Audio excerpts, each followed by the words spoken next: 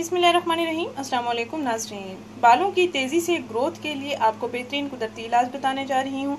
बच्चों की बालों की ग्रोथ के लिए भी आप इसका इस्तेमाल कर सकते हैं। अगर माएँ परेशान हैं, बच्चियों की बालों की ग्रोथ नहीं हो रही है, बाल झड़ते जा रहे हैं, बालों का कलर पीला पड़ता जा रहा है या बाल की हालत रफ़ और डल होती जा रही है, नाज़रीन ये बेहतरीन टोटका आपको बताने जा रही हूँ। बड़े भी इसका इस्तेमाल कर सकते हैं, बच्चियाँ भी इसका इस्तेमाल कर सकते हैं, गोया हर उम्र के अफराद इसका इस्तेमाल कर सकते हैं, मर्द हज़रात भी इसका इस्तेमाल कर सकते हैं।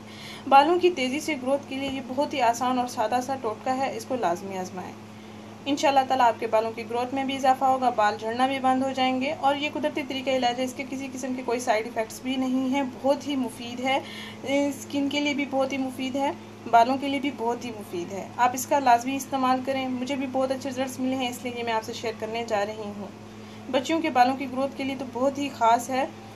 जो माएँ परेशान हैं उनके साथ ये लाजमी शेयर करें। नाज़रीन आपने करना ये है कि 2 से 3 चम्मच तिलों का पेस्ट बना लेना है, यानी तिलों को, सादा तिलों को आपने पीस लेना है। 2 से 3 चम्मच जितना पेस्ट बना लेना है और फिर एक प्याली में ये 2 से 3 चम्मच आपने तिलों का पेस्ट निकाल लेना है। दूध आधी प्याली लेना है और 2 खाने के चम्मच शहद लेना है।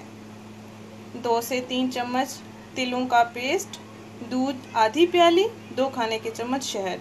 इन अज़ा का अच्छी तरह से मिक्सर बनाकर बालों की जड़ों में लगाएं, बालों पर लगाएं अच्छी तरह से। और नाज़रीन ये नहाने से 1 घंटा पहले लगा सकते हैं बालों पर, बालों की जड़ों में, और उसके बाद आप कोई भी शैम्पू इस्तेमाल कर सकते हैं।